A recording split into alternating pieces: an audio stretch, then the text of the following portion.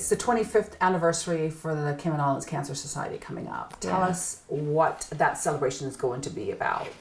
We are going to be celebrating all year long. Honestly, this is a big thing for us. This is a real milestone. In one way, we think of the first 25 years as our humble beginnings. You know, it's on the backs of a lot of people that were here. Not only people who have worked here as volunteers and then staff people through the years, but all the community who supported, whether they're corporations or individuals. Everybody got us to this moment in time. I just gave myself goosebumps. This moment in time, 25 years. It's a big thing. Yes. The next 25 years, not only do we want to do education and early detection and awareness and financial support, but our big push is going to be prevention. The next 25 years is prevention. So hopefully when we talk at our 50th anniversary, you and I will be saying, cancer, I remember, we used to talk about that. We don't have that anymore. Yeah, wouldn't that be amazing?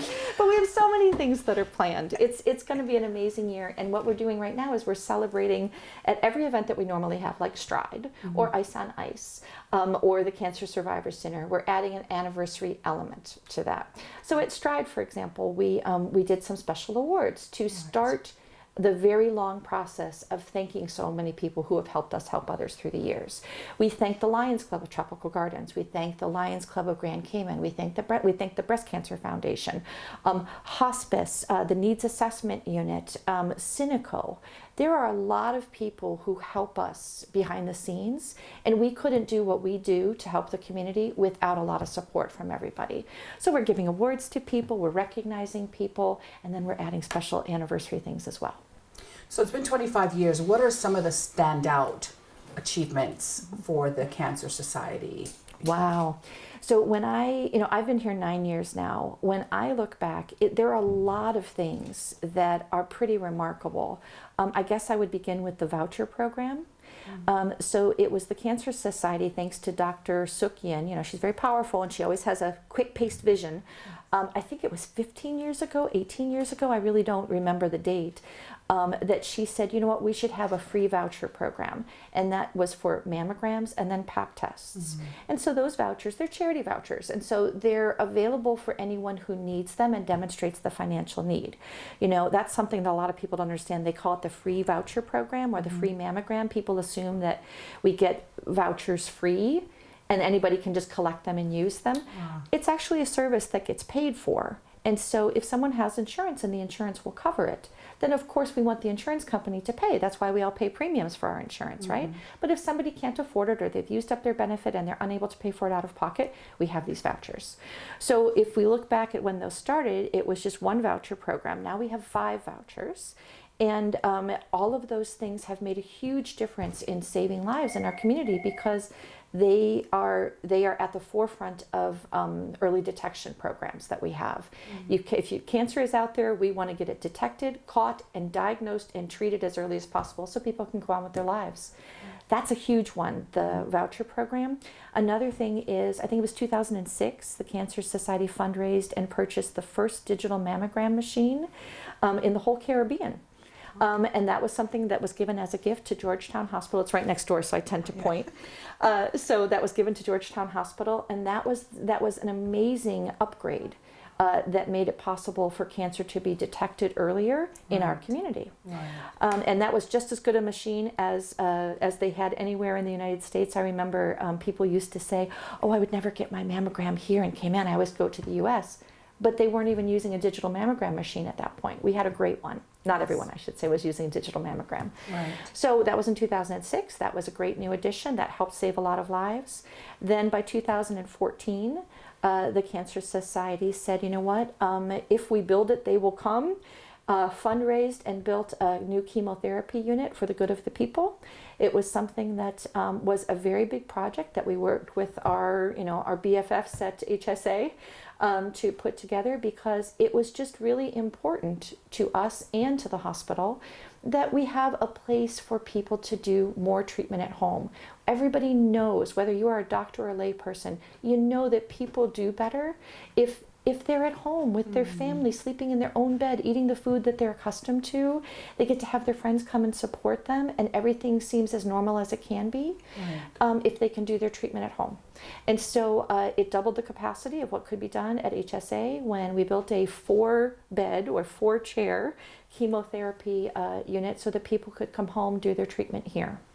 Then I guess the next big thing was in 2017.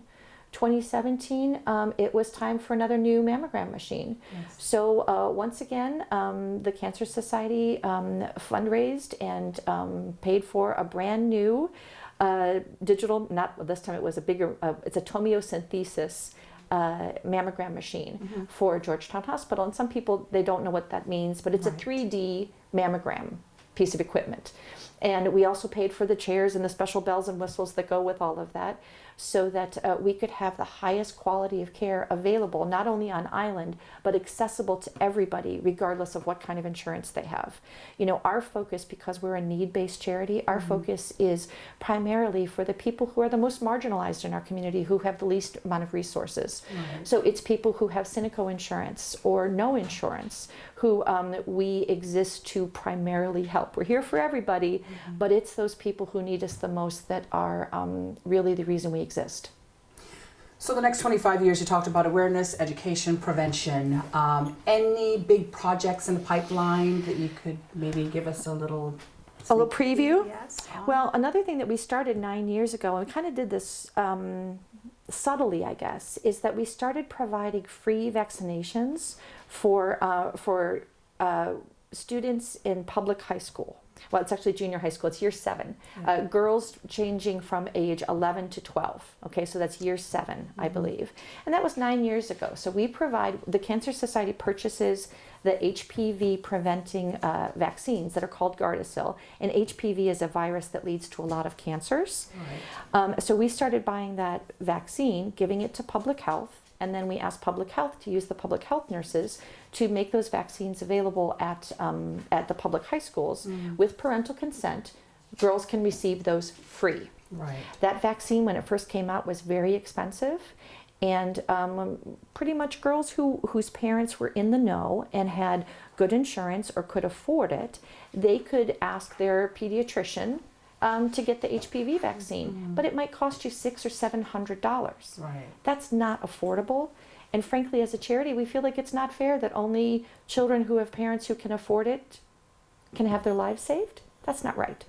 And so we wanted to make it available free for patients who would be at the public school. And so we started that 9 years ago. For the 25th anniversary, our next big thing is we want to make sure that we can vaccinate girls and boys, because if we can vaccinate girls and boys together, we will be able to eradicate. That's right, eradicate some particular cancers in Cayman at a much faster rate. We are going to be joining the Cancer Society in Cayman. Will be joining countries like Australia and Ireland who have been vaccinating and seeing amazing results. It might actually be that in the next couple of generations, girls are actually saying cervical cancer. My grandma used to talk about that. We don't have that here. I don't know why. We just don't. And that'll be an amazing thing that we'll be able to look back on and say we had a part in making possible. Right. For those who may not know, what exactly is HPV? It's the human papilloma virus, and I'm not a doctor, full disclosure. I'm not even a nurse. I'm just somebody who sits at this desk all day long and tries to help people get access to the care and treatment that they need.